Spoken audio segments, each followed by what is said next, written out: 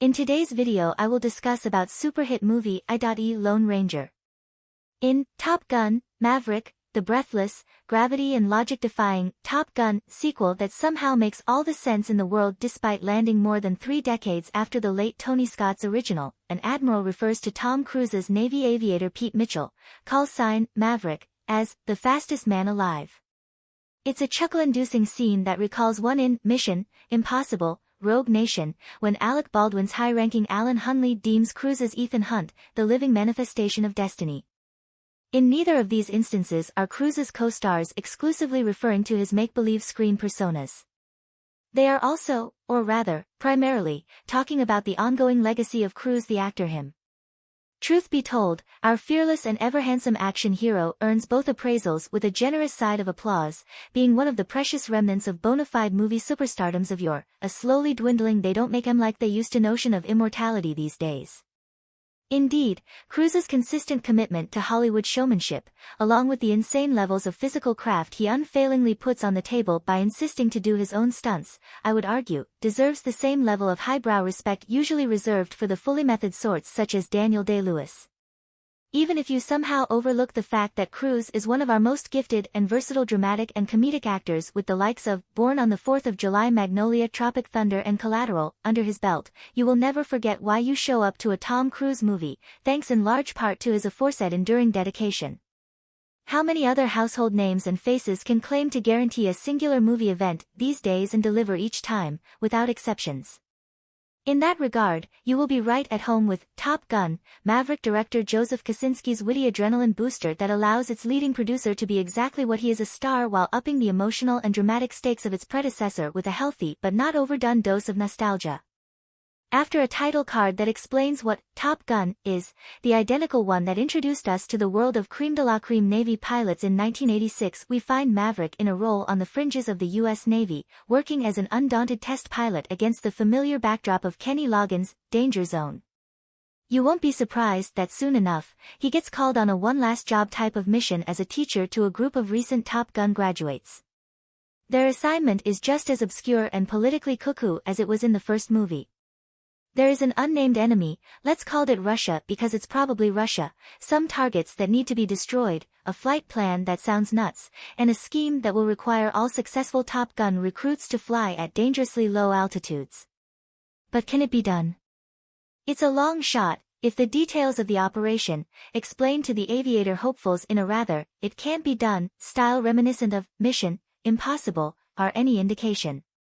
But you will be surprised that more appealing than the prospect of the bonkers mission here is the human drama that co-scribes Aaron Kruger, Eric Warren Singer, and Christopher McQuarrie spin from a story by Peter Craig and Justin Marks. For starters, the group of potential recruits include Lieutenant Bradley Rooster Bradshaw, Miles Teller, terrific, the son of the dearly departed Goose, whose accidental death still haunts Maverick as much as it does the rest of us. And if Rooster's understandable distaste of him wasn't enough, despite Maverick's protective instincts towards him, there are skeptics of Maverick's credentials. Jon Hamm's Cyclone, for instance, can't understand why Maverick's photurned friend Iceman, Val Kilmer, returning with a tearjerker of a part, insists on him as the teacher of the mission. Further complicating the matters is Maverick's on-and-off romance with Penny Benjamin, a bewitching Jennifer Connelly, a new character that was prominently name-checked in the original movie, as some will recall. What an entanglement through which one is tasked to defend their nation and celebrate a certain brand of American pride.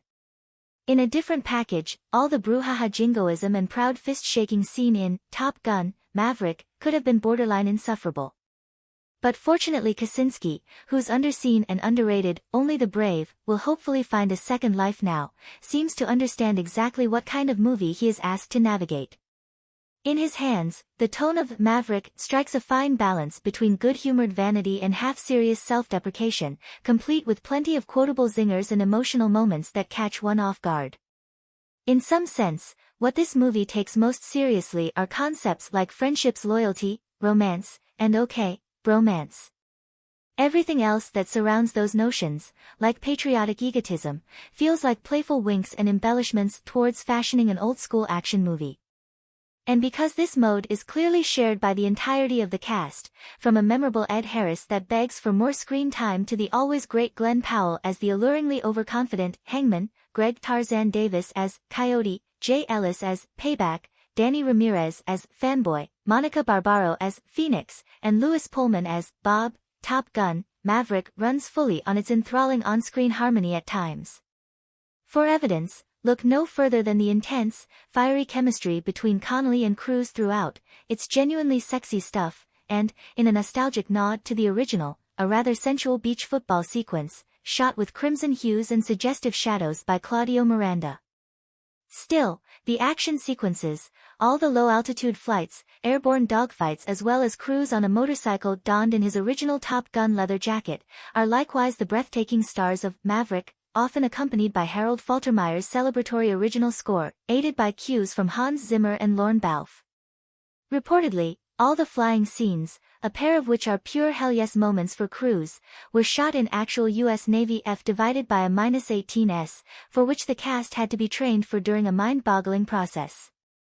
The authentic work that went into every frame generously shows. As the jets cut through the atmosphere and brush their target soils in close-shave movements, all coherently edited by Eddie Hamilton, the sensation they generate feels miraculous and worthy of the biggest screen one can possibly find. Equally worthy of that big screen is the emotional strokes of Maverick that pack an unexpected punch.